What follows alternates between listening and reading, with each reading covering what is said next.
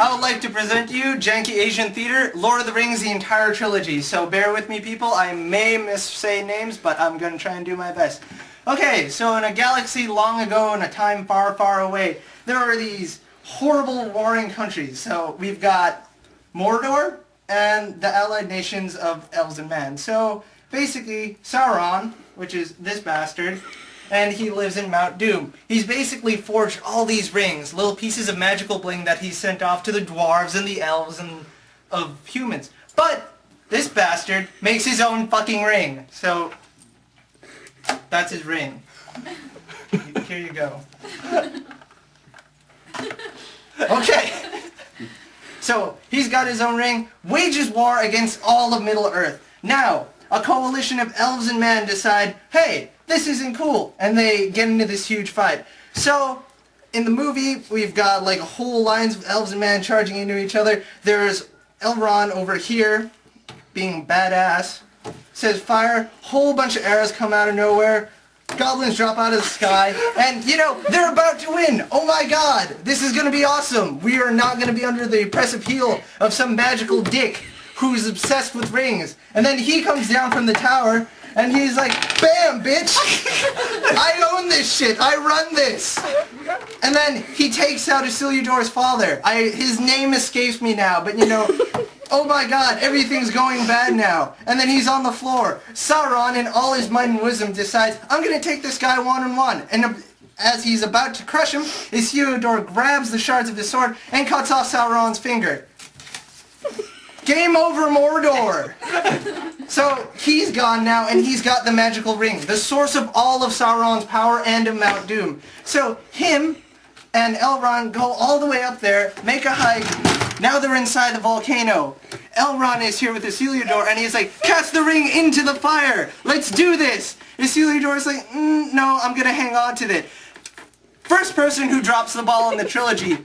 God damn it, Elrond was right there. He could have pushed his friend into the fire, he could have taken the ring and thrown it in himself, but he doesn't. What does he do? He lets him walk away, like a pussy. Now, we journey, how long is it? Maybe 1,000 years later, was that? Whatever, an undetermined amount of time.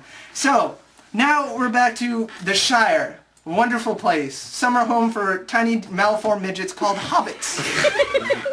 Now, we center our storyline on little Frodo. This is Frodo. Hello, Frodo. And, you know, he's smoking some hobbit hash, and Gandalf comes down, and they're apparently friends. Oh, that's awesome. Hey, we're gonna throw a party for Bilbo, because he's like, what, 110 years old? Yeah, totally awesome. Yeah, I'm Bilbo Baggins. Check it out, bitches. I own this shit. And they go over the Shire, and we see Sam, who's Frodo's bro, and Merry and Pippin. Comical relief, and you know, they let off some fireworks and shit, and everybody almost dies. But it's okay, because they're kind of inebriated. So, now, Frodo, Sam, everybody's over here. Bilbo's giving a speech about, this is awesome, I love you all, but really, I hate all of you, go fuck yourselves. I'm gone, bitches. And he disappears. Whoa! Everybody freaks out. Gandalf's like, wait. I'll be right back. And he goes over to wherever Bilbo lives. So Frodo picks up something up. Gandalf's there. Frodo decides, I'm gonna leave everybody here because it's boring and I like adventuring. Gandalf's like, are you sure you want to do this? Yeah, hey, take this magical ring. Oh wait, no, don't. I like it. And then Gandalf does his whole scary wizard shit, and then Bilbo eventually gives it up.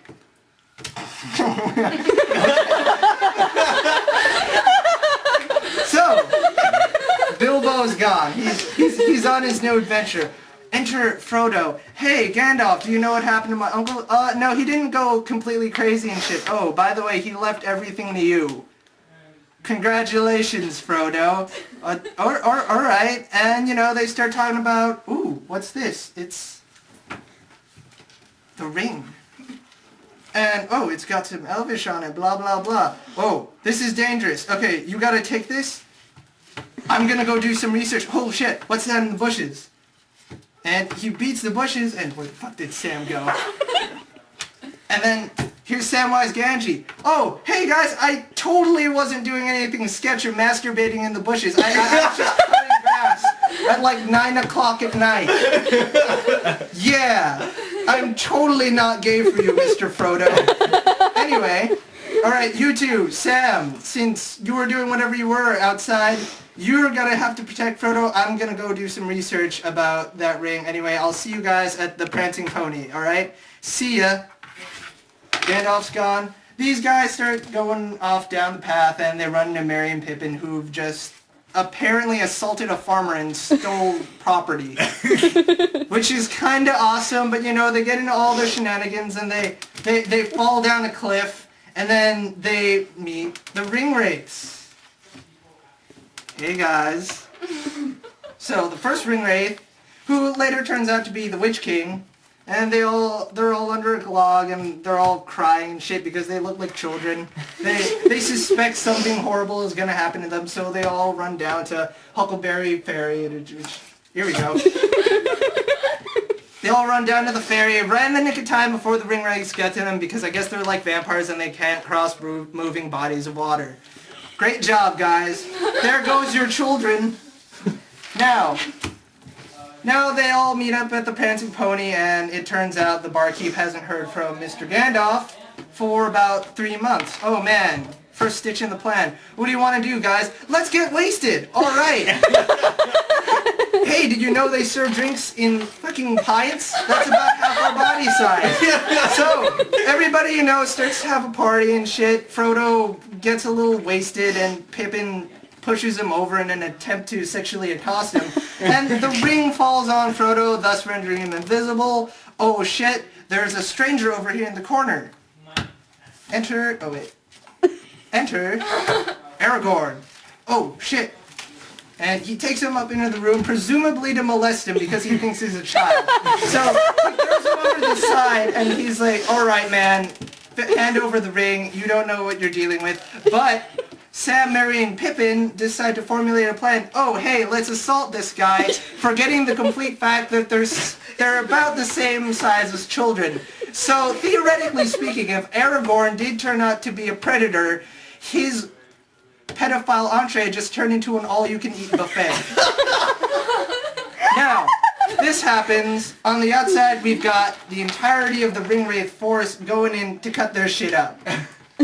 So they go into the hotel, bust in, everybody's in their beds, and they start stabbing away. But Aragorn, being the smart motherfucker he is, moves them into the next hotel room and rides away towards Rivendell. So, on their way there, he leaves them alone in this tower to go do whatever, maybe masturbate in the forest or whatever the Hell Rangers do.